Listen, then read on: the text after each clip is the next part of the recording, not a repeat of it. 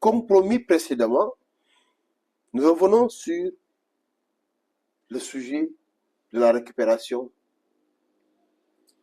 de l'âme, esprit humain, par son ennemi, le diable. Vous vous souvenez, nous avions parlé de la parfaite similitude entre l'âme-esprit humain et l'âme du diable, qui permet à cette âme de diable de venir prendre la place vacante de l'âme-esprit humain et faire fonctionner son corps comme si c'était l'âme-esprit humain qui est aux commandes du corps. Et que de l'extérieur, personne ne peut absolument se rendre compte de rien. Sauf dans son cercle le plus restreint, où des individus qui connaissent ses habitudes, qui connaissent bien sa personnalité, les traits de sa personnalité, peuvent se permettre de déceler des changements dans sa personnalité. Nous avions dit précédemment qu'il y avait principalement 3 buts. Le premier but, c'est que ces diables sont des mangeurs d'âmes humaines. Le deuxième but, c'est que quand l'âme humaine est récupérée et mangée par le diable a la possibilité de placer une âme de diable qui fait fonctionner ce corps et utiliser ce corps pour aller infiltrer les humains. C'est une infiltration parfaite.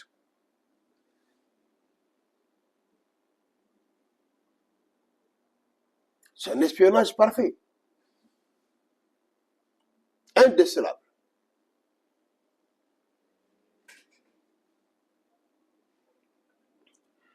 Maintenant, nous allons essayer de voir quelles sont les caractéristiques générales de cet individu nouveau, qui est cet humain qui a perdu son âme humaine et qui a gagné une âme de démon, de diable, qui fait fonctionner son corps. Et bien entendu, l'âme démon, ou l'âme diable si vous voulez, n'est pas la même chose que l'âme humaine.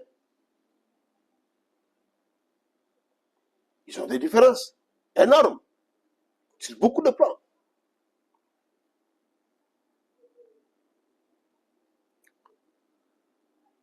Il faut noter que cet individu qui porte non plus une âme humaine, mais une âme de diable, n'aura pas de la pitié pour les êtres humains, juste qu'il fait semblable. Elle n'aime pas les êtres humains. Elle n'aime pas sa femme. Oui, elle n'aime pas son mari. N'aime pas ses enfants. N'aime pas ses employés. N'aime pas son ami, ni ses voisins. N'aime pas ses collègues. Il ne les aime pas. Juste qu'il fait semblant de les aimer. Parce qu'il sait que l'autre les aimait. Et essaie de montrer cet amour à la hauteur de ce qu'il était avec l'âme humaine qui était en place.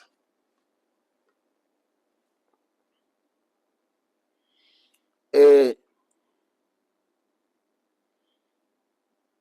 figurez-vous, on ne peut pas trouver un camouflage plus parfait que l'infiltration par récupération de l'âme.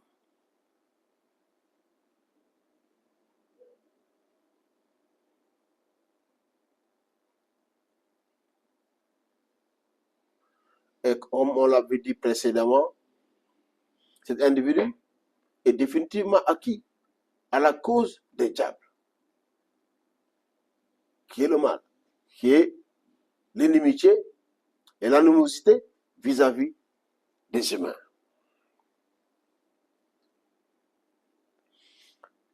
Donc cet individu aura les propriétés et les besoins d'un corps humain. Mais il aura aussi les propriétés, les aptitudes et les besoins d'un diable.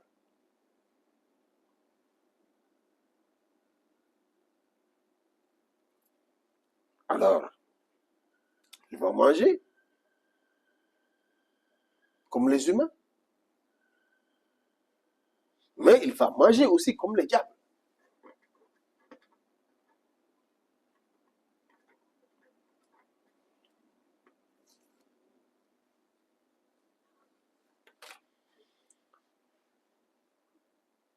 Les humains, ce qu'ils mangent, tout le monde le sait, parmi les humains.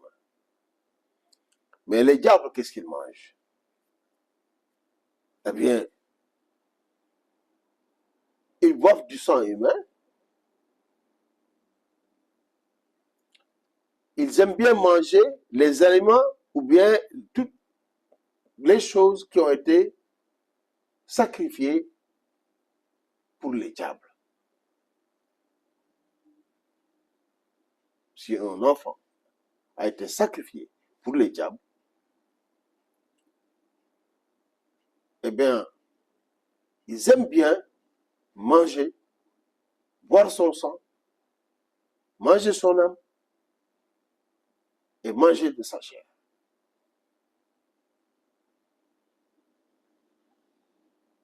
Bon, pas chair en tant que tel, mais des éléments qui appartiennent au corps humain. Ce sont les éléments les plus sombres. Les déjections, les contenus stomacales, le sang des règles. Bref, les choses les plus repoussantes du point de vue alimentation. Donc voilà un être humain, un individu qui est parmi les humains, qui est dans un restaurant, qui peut manger un sandwich, quelque chose pareil. Mais en ce même moment, là où il est assis sur sa chaise, il peut avoir un autre repas sur un client quelconque dans le restaurant. Parce qu'il a la possibilité de curer le sang des individus sans avoir contact avec ces individus-là, juste à distance. C'est extraordinaire. C'est des individus tout à fait dangereux. Donc, imaginez-vous, cet individu, s'il a une fiancée ou bien des choses comme ça, qui ne se rend pas compte. C'est pourquoi beaucoup de relations tournent au drame. Et les gens ne comprennent pas logiquement pourquoi ce drame est intervenu.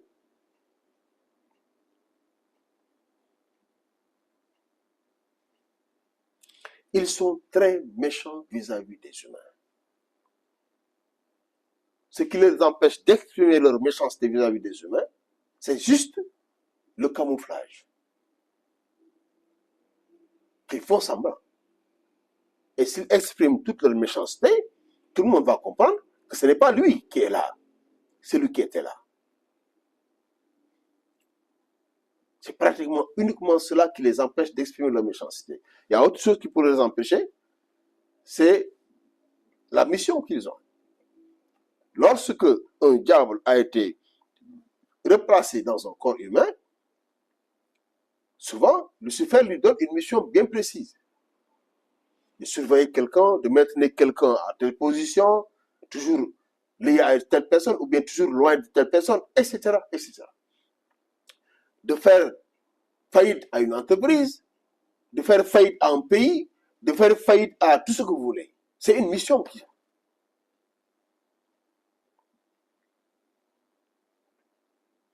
Ils sont très méchants envers les humains. Ils ont les besoins d'un humain, les besoins d'un diable.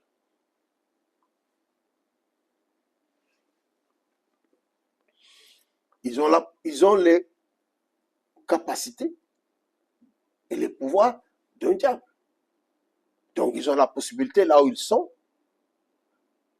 de pouvoir repérer et de suivre leur femme ou bien leur mari à des kilomètres. C'est un pouvoir d'ordre quantique qu'ils ont sur le plan de leur vision. Ou bien même sur le plan de leur déplacement.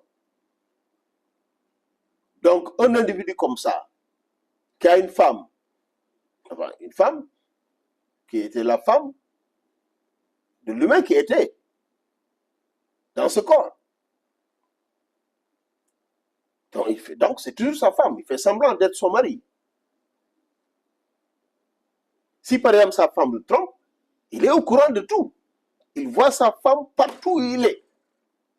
Il la suit partout où il est. Donc, les regards ne sont pas bloqués par les remparts des obstacles comme les murs et les choses comme ça. Le regard traverse un certain nombre de matières. Donc, ils ont un regard si perçant, si lointain, qu'aucun humain a normalement.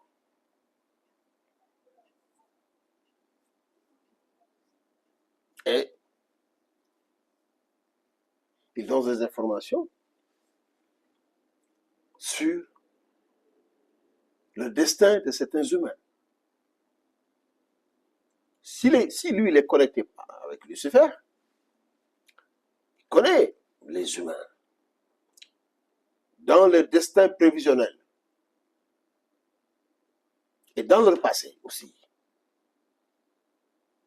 Donc, ils peuvent te dire dans ta famille des choses tellement précises, tellement étonnantes, que vous ne pouvez pas savoir comment cet individu subitement commence à savoir ces choses-là sur ta vie. Donc, il voit de loin, il sait beaucoup plus de choses que les humains.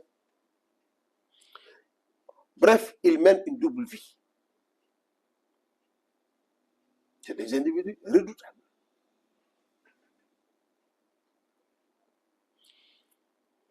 Une double vie sur le plan des mondes. Il est dans deux mondes. C'est un individu qui aperçoit donc tout ce qui se passe dans leur dimension. Donc, qui en connaît sur ses voisins, sur les personnes qu'il rencontre, ses collègues, qui connaît les relations que ses collègues, ses voisins, ses parents, etc., ses amis ont avec sa dimension est lui-même, avec Lucifer aussi.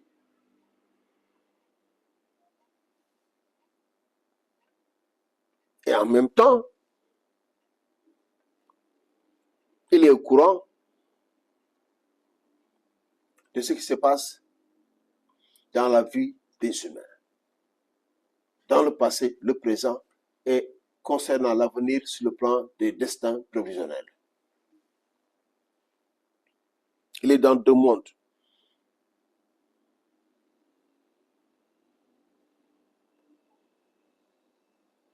Donnons quelques exemples pour étayer ces propos.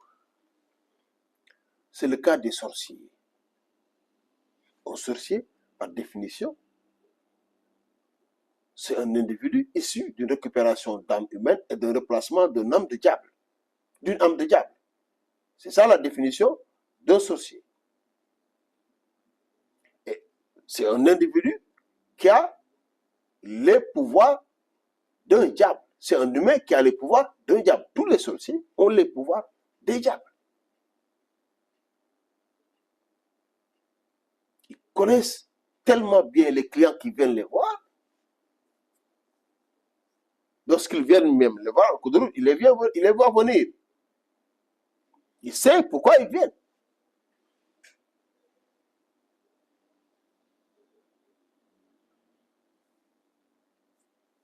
Donc le sorcier,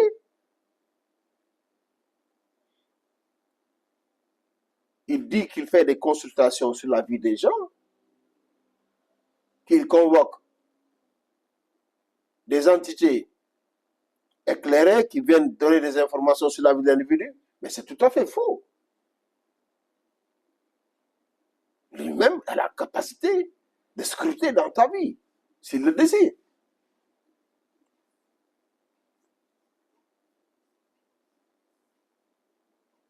Et donc le sorcier, là où il est devant son client, il interfère avec les entités démoniaques qui sont en train de travailler sur sa cliente ou bien son client. En termes de négociation avec eux et de sacrifices qu'il faut leur faire pour qu'ils le laissent, etc., etc. Et le sorcier a la possibilité donc de boire du sang de ses clients, de récupérer même les âmes de ses clients. Parce que ce que nous avons oublié de dire, c'est que parmi les propriétés de cet individu, c'est de pouvoir récupérer les âmes des personnes proches de lui, ses collègues, les membres de sa famille, ses amis, etc., etc. C'est extraordinaire.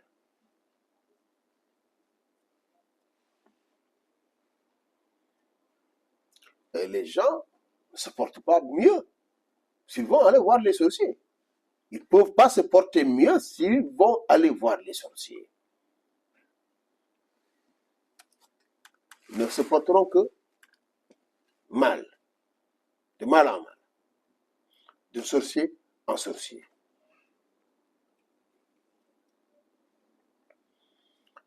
Bon, ce ne sont pas les seuls. Donc les sorciers sont des récupérateurs d'âmes, sont des buveurs de sang.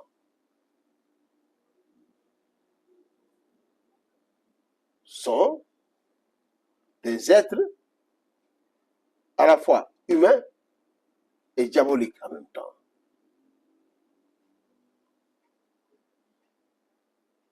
Ce sont des espions, en réalité, des grands espions, qui sont parmi les humains, dans les profondeurs les plus lointaines de la société, et qui sont nos ennemis. Ce ne sont pas que les sorciers. Toutes les personnes dont les âmes ont été récupérées avec un replacement d'âmes de diable sont dans cette situation. Et parmi ces gens-là, les satanistes, vous voyez, dont vous entendez les exploits.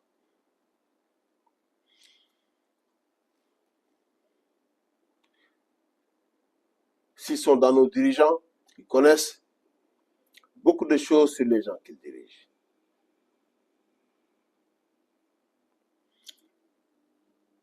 Et ils sont doués de compétences qui dépassent l'ordinaire. C'est le cas de beaucoup de stars du football, beaucoup de stars de la musique, qui peuvent composer des chansons, beaucoup de stars du cinéma, qui peuvent faire des films époustouflants. Parce qu'ils ont des informations que les humains n'ont pas. Et à travers même les films qu'ils font, ils communiquent avec les humains. Comme pour les chatouiller. Regardez ça, nous connaissons ça. La plupart de certains films qui sont faits par ces entités-là sont porteurs de messages.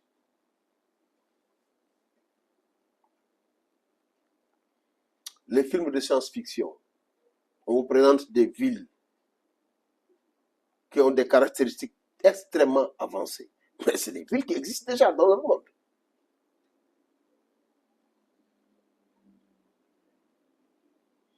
Des événements qui doivent intervenir dans le monde. Bref, il y a tellement de films qui ne font que annoncer des choses qu'ils savent qu'ils doivent venir. D'une façon subtile. sur le plan de la musique, tu vois des artistes qui n'étaient pas doués, mais qui, une fois leur pacte avec le diable accompli et leur âme récupérée, remplacée par une âme de démon, de diable, mais ils cartonnent. Même s'ils cartonnent sur le plan de leur musique. En tout cas, sur le plan de leur carrière, même si leur musique n'est pas si terrible que ça, ils ont la possibilité d'être aimés par les masses. Tout ça, c'est l'action de leur communauté pour que le pacte qu'ils ont signé avec leur chef soit accompli. Parce que ce sont des pactes qui sont signés pour avoir la célébrité, l'argent, le pouvoir, etc., etc. Donc, le pacte va être respecté.